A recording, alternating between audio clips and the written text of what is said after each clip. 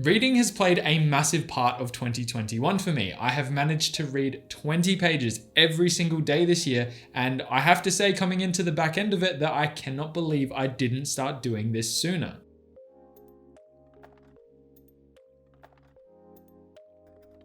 Welcome back to my channel. My name is Reese, and in today's video, I am continuing on with the highlights that I took from reading this book right here, Atomic Habits. There are 5 videos in total that I'm intending to make covering topics and concepts that I believe are very important, not only to grasp, but to actually use in the real world. The first topic I discussed in a previous video was surrounding the compounding effect of improving by as little as 1% every single day. Feel free to check it out after this video. If you enjoy this one, I have left a link down in the description below.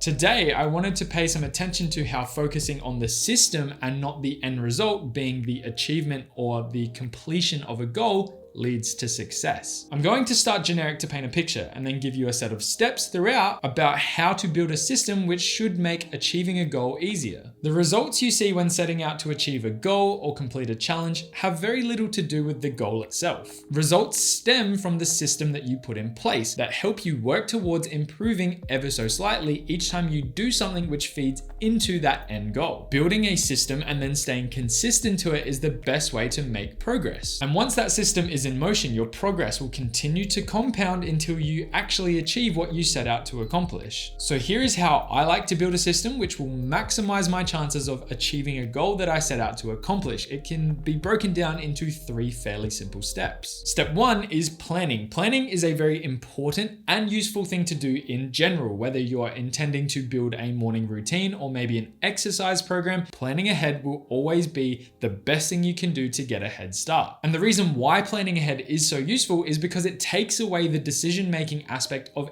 any process you're undertaking. Let's use a morning routine as an example. Let's say you've set your alarm for 5 a.m. in the next morning and you've actually managed to drag your feet out of bed when you wake up. If you had planned ahead, you would have most likely set a to-do list or a list of things that you needed to get done as part of that routine from the moment that you woke up that would allow you to get straight into it and focus on what you need to do. Let's even list some things that might be a part of that routine, like drinking a glass of water, having a shower, maybe having breakfast, brushing your teeth, potentially reading, and maybe tidying up around the house, compared to not having a plan where you would most likely wake up and probably, I'm going to suggest that you would probably spend some time on your phone, maybe your computer. Let's say you actually get out of bed. In some circumstances, you might have the motivation to get back into bed. Generally, having a plan is the thing that is going to give you a reason to start your day. It's going to give you a reason to actually build that morning routine. It's going to add consistency, and it takes away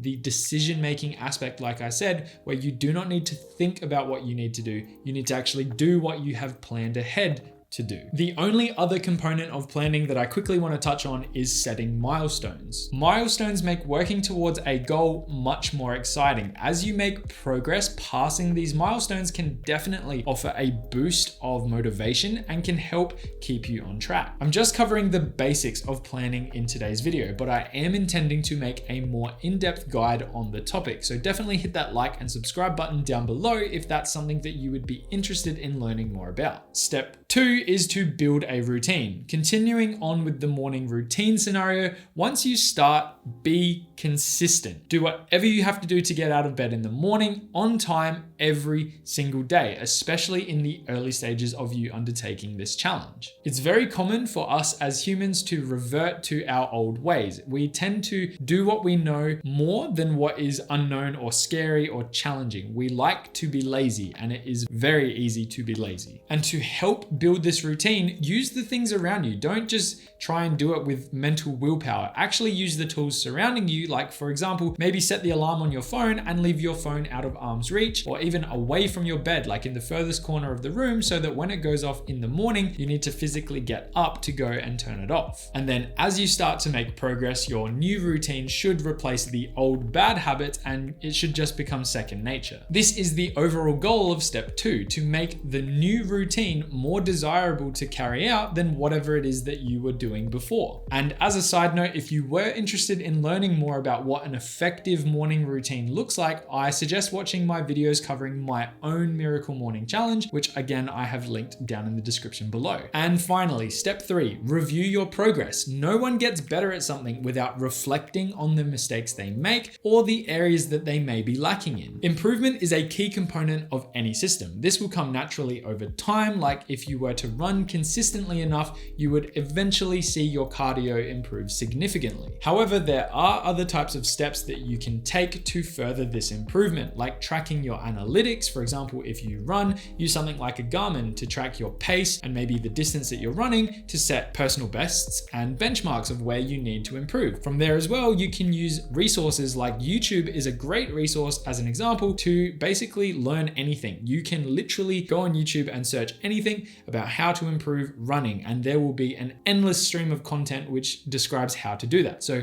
that is the other component of self-improvement, or the reflecting on your progress to basically get better at whatever it is you're doing, which will overall make the challenge that much easier to achieve. And this is, in simple terms, how to build an effective system to work towards any goal. You start by building a plan, like make sure you know what you're going to be doing going into whatever this challenge is. Then you build the routine around that plan, be consistent and actually give it a fair go. And then along the way, review your progress regularly to make sure that you are improving consistently, taking steps in the right direction. And at the end of the day, what's going to happen is your results will occur naturally and you will end up achieving that goal. One other talking point, which I think is important to understand, is the way that people in general look at successful people. They treat their situation as if they got lucky, they were born with good genetics, they were born naturally smart, or they had everything handed to them on a silver spoon, which allowed them to succeed. Now, this may be true in some circumstances, but what they don't see a lot of the time is the amount of hard work that goes on in the background for them to achieve the success that they do. Like I mentioned earlier in this video, and if you have seen any of my previous videos, you will know that I'm training to do a triathlon. Without recycling the whole story, the amount of work that has gone into training for this is insane. I do not understand how people actually do these events. I run 3 times a week, swim twice a week, and try to fit in at least one bike ride every single week. And I've been pretty consistent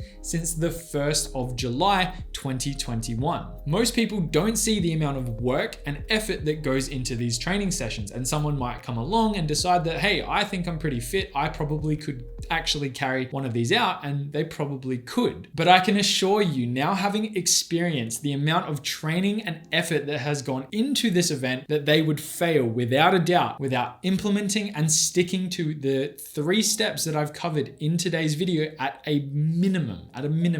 They would need to do that. To wrap this video up, I wanted to recite the quote from the book that sums up the concept of how improving your system will lead to you achieving your goals. And it goes like this: fix the inputs and the outputs will fix themselves. And that's pretty much it. I hope you enjoyed today's video. I hope you got something out of it. I highly encourage you to give a goal or a challenge a go and implement the 3 steps that I talked about in today's video.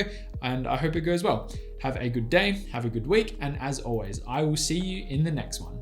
Bye for now.